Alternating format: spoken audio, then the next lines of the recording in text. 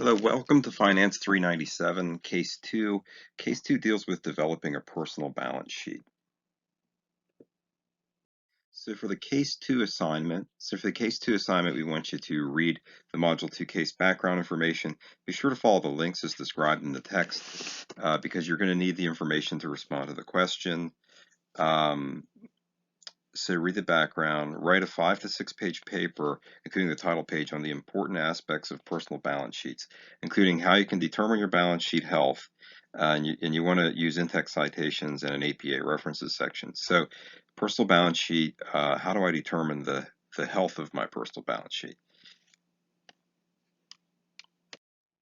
Okay, so what should your personal balance sheet essay include? It should include sections for each of the following topics: an introduction to balance sheets, important terms, why net worth is important, making accurate estimates, calculating your net worth, what your net worth means, building net worth, and conclusion.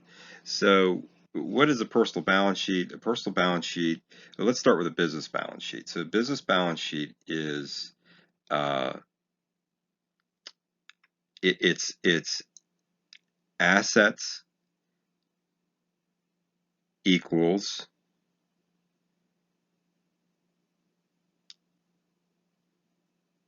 let me restate that. It's assets minus liabilities equals equity. So your equity is your assets minus liabilities. So a business balance sheet is assets minus liabilities equals equity. You have the assets of the company. The company owns a building. Liability of the company has a mortgage on the building. If the building is worth 200,000 and the mortgage on the building is 180,000, then the equity of the business is 20,000. That's 200 of assets minus 180 of liabilities equals 20,000 of equity. So the equation is equity equals assets minus liabilities. Now, a personal balance sheet is personal net worth equals assets minus liabilities. So your personal assets minus your personal liabilities equals your personal net worth. And it's usually stated with the assets on the left-hand side and then the liabilities on the top right-hand side and then the net worth at the bottom right corner of the spreadsheet. So we'll show you a template to show you how that works. Okay, what are the assignment expectations for case 2? We want you to complete a 5 to 6 page essay, including a cover page, using 12-point Times New Roman font and 1-inch margins throughout the entire document. We want you to start your assignment with a cover page. Your cover page must include a separate page that includes your name, the name of the course, the name of the assignment, and the date. So a little cover sheet there, a cover page. 12-point Times New Roman. Don't use a cover page template. Just create your own. I don't personally grade very hard on that. I just look to make sure you use the cover page. APA formatted in-text citations and an APA formatted references section are required. When you have completed the case assignment, upload your work to this module case Dropbox.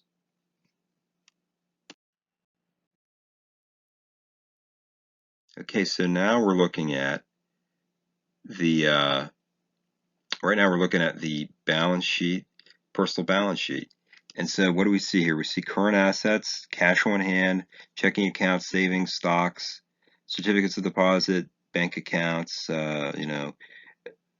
checking and savings, retirement accounts, your thrift savings plan, your 401k, your Roth IRA, traditional IRA, home furnishings, jewelry, and then you might have a house, right? So don't forget your house. And some people that own a house, they have their mortgage on here, but they don't have their house because it's not listed in the template. So if you own a house, list it as an asset. However, is a house a current asset? No, it's a long-term asset, right? And so we'll get to that concept in a minute. So your current assets are your cash, your stocks, things you have immediate access to, brokerage accounts. Your liabilities, your current liabilities are credit cards, right? The current liabilities is any liability you have to pay off within a year. So credit card, loan on jewelry, loan on loans from friends or family, things you have to pay off within a year. A line of credit that's payable within a year, those are current short-term liabilities.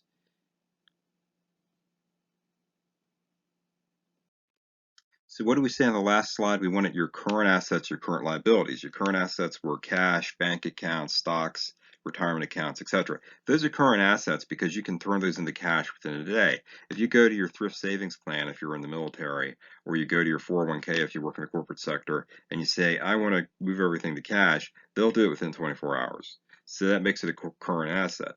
You can liquidate that asset within a short period of time, within 1 day to 5 days, let's say.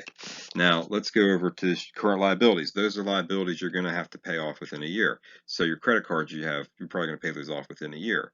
Other personal loans are things that are payable within a year, short-term loans. Now, what we're looking at now, so that was the prior slide. The current slide is personal balance sheet, long-term assets, long-term liabilities. So long-term assets, like a vehicle, you're going to use a vehicle for more than a year, and you probably can't turn your vehicle into cash within 5 days. I mean, you might be able to, but you're probably going to take a big hit on it. So your vehicle is something you're going to hold on to. A recreational vehicle, you would hold on to that for more than a year. Secondary residence, that's something you're probably going to hold on to for more than a year. Rental properties, you hold on to those for multiple years. Business assets, assets you use in a personal business. Long-term liabilities, your mortgage is payable over 30 years, so that's going to be a long-term liability. So, and your home, your primary residence, that's a long-term asset, right? So your home goes on the left-hand side under long-term assets, and your mortgage goes on the right-hand side under long-term liabilities, as do your vehicle loans. Those are long-term liabilities. Rental property loans, business loans.